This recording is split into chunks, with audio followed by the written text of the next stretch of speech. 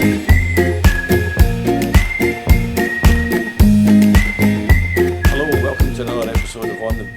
time we're back at our own lovely, tranquil beach with no noise surrounding us. And today I've got a gentleman with me who's a businessman, an accountant, a coach, list goes on and on. Please meet Reza Hooda, is that the correct way to pronounce it? Hooda, that's right. Reza Hooda. How are you? I'm very well, thank you. Thank you for joining us on the beach. Thank you for having me, Bill. You're a very interesting gentleman. You're Thank you, Bill. Into all sorts of stuff as far as I can tell. So can you give us a bit of an overview of the services, I guess it's services that you offer? Sure. Yeah, I mean, I think you're right, Bill. I get bored very easily. So I kind of move from one thing to the next. But I guess from where it started, I'm an accountant by profession. I trained with PwC many moons ago. And in 2008... That's right. In 2008, in the midst of the recession, I made a mad decision to take out a huge load and buy into a small traditional practice called Walji & Co. in Eastleigh, Hampshire. I was in Birmingham at the time. So I made that decision back then as a young 20-something-year-old. And fast forward 11 years, and here we are today. And the firm has thankfully grown threefold, and we've never looked back, really. As an accountancy firm? As an accountancy firm, that's right. So that's traditional accountancy in the form that most people would know. Mm-hmm. But it gets more fun when we start to leave that arena, doesn't it? That's right. You do some interesting coaching, and have you written a book, I believe? That's right. I've written 3 books, in fact, 3 or 4. So the first book I wrote. So add to that author. So these are all books related to the profession. So yeah. I wrote a book on tax strategies. And then I wrote a book on pricing, so how business owners can transform their profits through pricing. Mm-hmm. And that is one of the areas of coaching and advisory work I do now.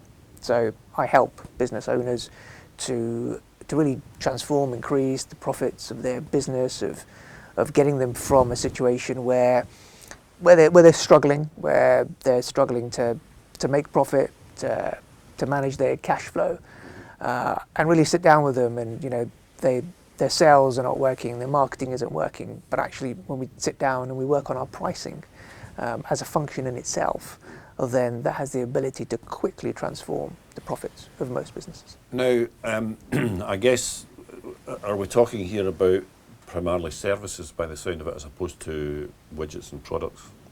Absolutely. Yeah, that's right. So I do it through a consulting, coaching program that's offered to existing clients and obviously to Sorry, I to meant new clients. The clients that you would offer, that you would help with the pricing thing. That would be more service-based. Yes, absolutely. And it's more with B2C customers, so any business that's dealing with individuals, be it individuals in their capacity as their own business owner or individuals as individual customers. Okay. Yeah. So basically anyone who's able to make a decision on a price rather than government departments, etc. If you have contracts with government departments, then they have a set process. There's no kind of real person behind it. It's you follow this process and you have to stay within it. So are you sort of coming from the point that that they could generate, a little bit extra per job type of idea just through being better organised? Is that the gist of it? Not really. It's to do with there's a fundamental flaw in how businesses price, because they just haven't been made aware. No one's actually told them how to do it. Mm-hmm. There are sales professionals out there and marketing professionals and HR professionals, but you don't see many pricing professionals. So they basically price based on gut feel, what they think they can get away with, or what their competition is doing. Problem is, competition doesn't know what they're doing either. So really, when you're looking at pricing, it's a huge subject, and there's been a lot of research done on it in the 80s and 90s in academia, and it's only in the last couple of decades that it's really come into the commercial world, where the research has been taken into behavioural economics, behavioural sciences, psychophysics, in terms of how we as individuals make buying decisions. and how you as a business owner can then use the psychology behind that to formulate your prices, communicate the value of what you do to get the best possible result for yourself, whilst also giving great value for money to your customers. So it's a win-win situation. I mean, as you can imagine, it's teaching value pricing. Now, value pricing in itself is highly subjective because value is different from one person to the next. Yes. And so how do you find out and deduce what that value is? And it's that kind of process that we go through to uncover. It's it does sound very interesting, and I'm quite sure there'll be a number of people watching this that will be quite interested in that, because there are a great many people out there in smaller businesses that really are probably not getting their value recognised. Almost certainly not. Definitely. So, but you've got other areas that you work in as well. That's right. Yeah. So earlier this year, I launched a mentoring program for accountants. So where I've kind of been on the journey in the trenches over the last 11 years, growing my accountancy firm, I decided to kind of branch out and set up a mentoring program for other accountants to help them to do the same. So I made a lot of mistakes along that journey, and it took me 11 years to get to where I am now.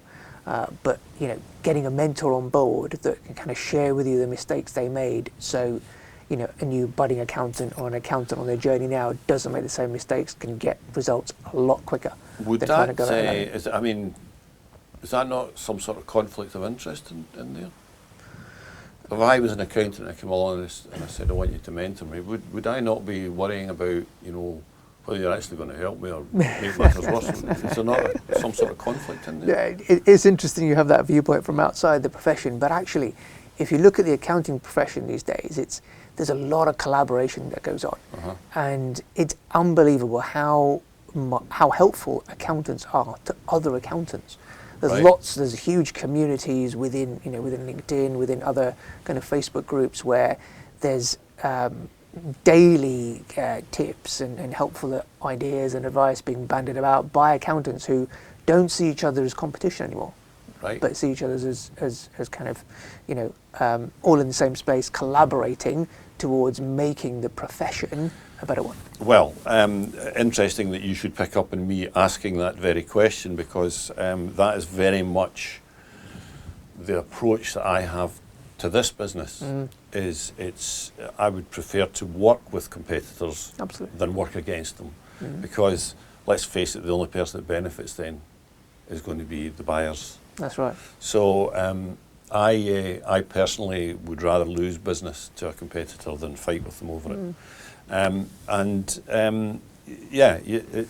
an interesting, but there's a lot of psychology in there. A lot of psychology. Definitely. I mean, the accounting profession now is completely different to what it was, and I think there's a new breed of dynamic accountants actually working closer with clients now than I think in the last sort of 20, 30 years.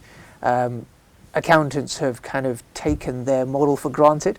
So because they've been fortunate to have a client who they do work for who comes back again the next year, and as long as they don't make a complete pig's ear of it, they're going to come back again the following year, and they've relied on that model. But that has changed drastically with the advent of technology. As you say, 20 or 30 years ago, I think the term dynamic accountant would have been an oxymoron. You're not wrong. But things are changing, and thankfully for the better. And as I say, in our industry as well, we're really saying we want to,